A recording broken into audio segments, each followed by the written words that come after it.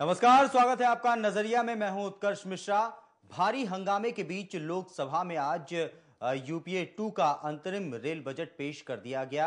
मल्लिकार्जुन खड़गे ने अपना रेल बजट पढ़ा। हालांकि हंगामा इतना ज्यादा था कि वो अपना पूरा भाषण भी नहीं दे पाए, रेल बजट को पूरी तरीके से एक्सप्लेन भी नहीं कर पाए। लोकसभा में हंगामा जम करके हो रहा था और कार्रवाइयां भी स्थगित कर दी गई। फिलहाल जो रेल बजट पेश किया गया है, कहीं ना कहीं कोशिश की गई है लोगों के ऊपर बोझ ना पड़े, क्योंकि चुनावी मौसम में रेल बजट भी चुनावी हो, इस बात से इनकार नहीं किया जा सकता था। इस तरह की उम्मीद पहले से भी लगाई जा रही थी और हुआ भी वही।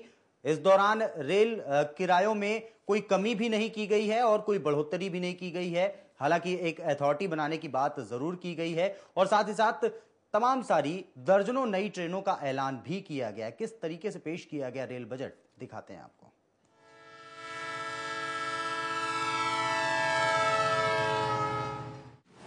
चुनाव एक्सप्रेस 2014।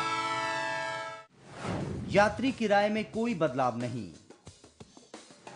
17 नई एसी ट्रेनें शुरू करने का ऐलान।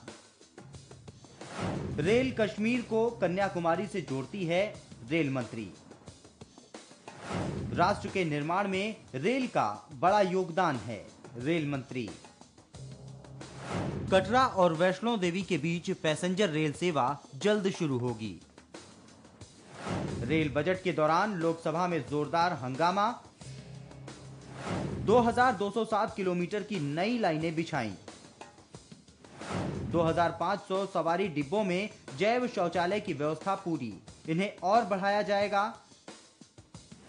चुनिंदा मार्गों पर 160 से 200 किलोमीटर प्रति घंटा की रफ्तार के लिए कम लागत वाले विकल्पों की खोज की जा रही है। गाड़ियों की सही स्थिति तथा उनके चालन का पता लगाने के लिए ऑनलाइन ट्रैकिंग की व्यवस्था होगी। दूध की ढुलाई बढ़ाने के लिए पार्सल संबंधी नीति और पार्सल कारोबार के लिए हब एंड स्पोक की नई अवधारणा। 4456 किलोमीटर का विद्युतीकरण किया गया। बनिहाल टनल रेलवे की बड़ी उपलब्धि। बनिहाल से काजीगुंड तक टनल बना। असम में सामरिक महत्व के 510 किलोमीटर लंबे रंगिया मुरकोंग सेलेक लाइन का आमान परिवर्तन इस वर्ष पूरा किया जाएगा। इस वित्त वर्ष में मेघालय राज्य और अरुणाचल प्रदेश की राजधानी रेलवे मानचित्र में शामिल होगी। लक्ष्य से ज्यादा रेल लाइनें बनी। रेलवे ने छठे वेतन को लागू किया। रेलवे में निवेश पर ध्यान देना जरूरी। मेघालय भी रेलवे के दायरे में। पेंट्री कार में इंडक्शन कुकर का इस्तेमाल होगा।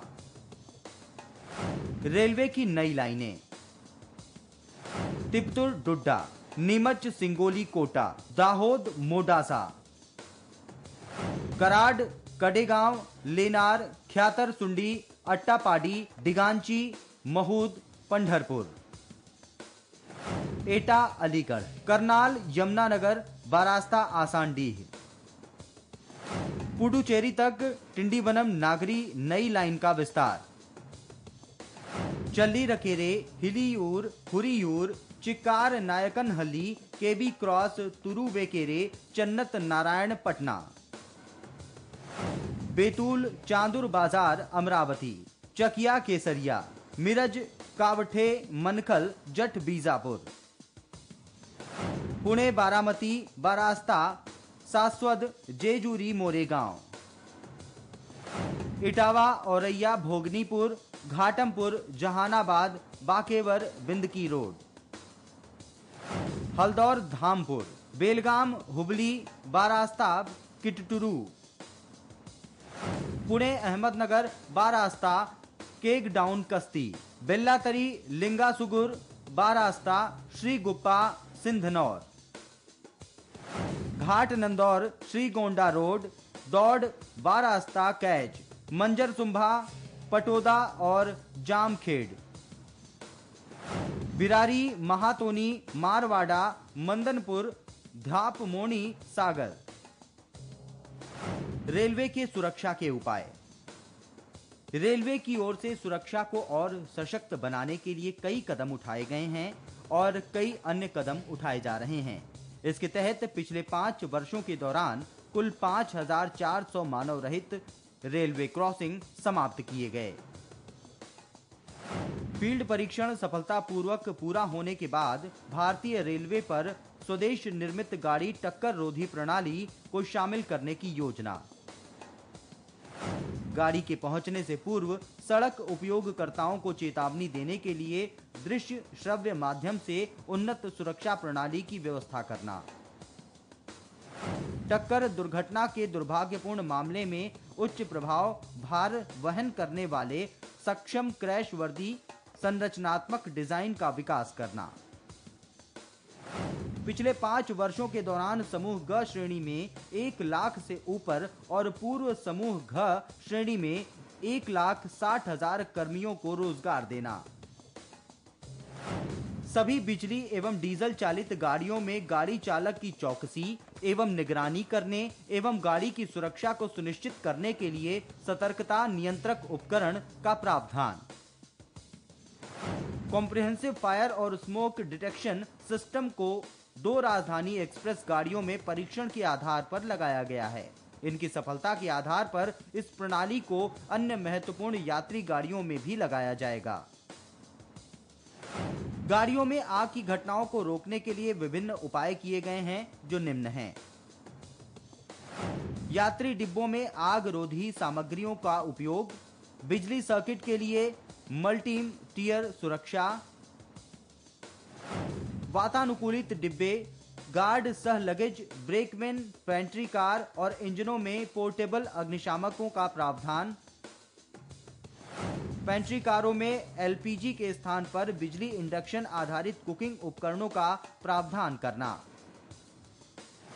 पार्सल यान और गार्ड सह लगेज ब्रेक यानों में विस्फोटक और ज्वलनशील सामग्री के प्रति गहन जांच।